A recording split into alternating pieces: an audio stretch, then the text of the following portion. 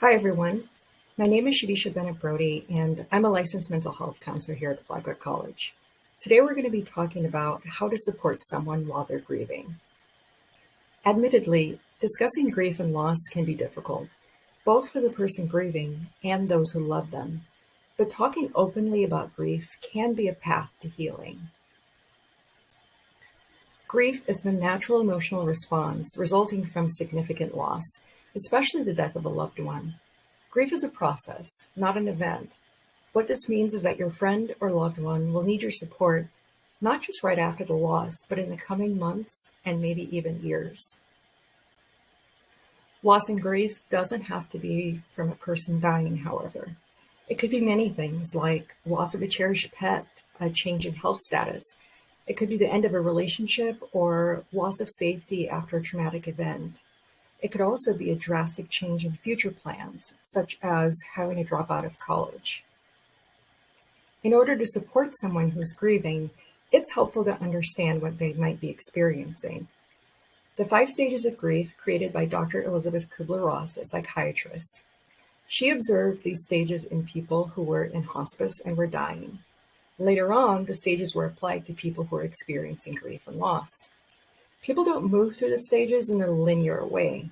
They can re-experience the same stages or even get stuck in a specific stage.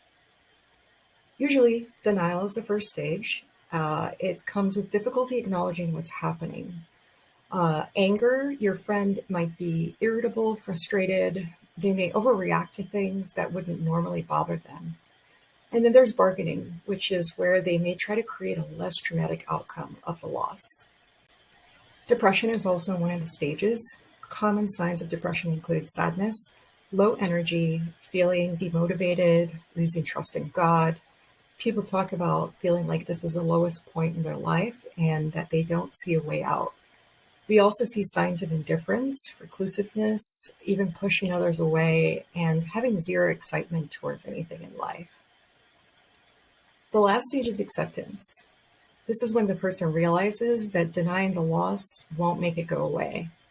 There might be some peace in acceptance, but this can still be a very painful place to be. People experience grief differently, and there isn't any one perfect way to grieve, but there are some suggestions about what may be helpful or unhelpful.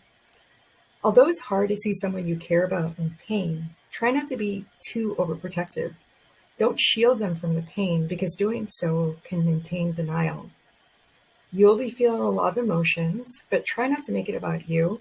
Your friend or loved one needs your support right now. Try not to work too hard at cheering them up or encouraging them to push their emotions away. Saying things like, they're in a better place, or at least they aren't in pain anymore, can feel like you're minimizing their emotions for some people. Overall, listen to the person you're trying to support and go at their own pace. Don't give advice unless explicitly asked for. Try not to offer quick solutions or platitudes like, time heals all wounds. Remember that it's not your job to fix their grief, because that's not possible, but it is possible to provide support to make it somewhat easier. Don't pry or ask too many questions if the person doesn't want to talk about it. Just follow their lead. Some helpful ways of supporting is to show genuine care and concern. Make it clear that you're there to listen to them with compassion. Talk openly and directly about the loss. A lot of grieving people like talking about the person or thing that they're grieving because they worry that they might forget or lose their connection. Also keep in mind that evening, weekends, anniversaries, and holidays can be extra challenging times. Chances are you will feel awkward, and that's okay. Even if you've experienced grief yourself, you still may not know what to say.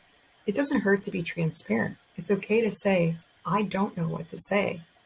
It's also perfectly fine to sit with someone in silence if that's what they want. So don't worry about saying the wrong thing. Just your being there is what's important. Keep in mind that there might be cultural differences that impacts both how we talk about grief and how we cope. You can offer to help the person find ways of acknowledging the loss, like creating a ritual. You can also offer practical support like making meals or cleaning. Don't forget to practice your own self care. You can't be present for others if you aren't taking care of yourself. Thank you for taking this journey with me today, and I will leave you all with this quote. You will survive and you will find purpose in the chaos. Moving on doesn't mean letting go.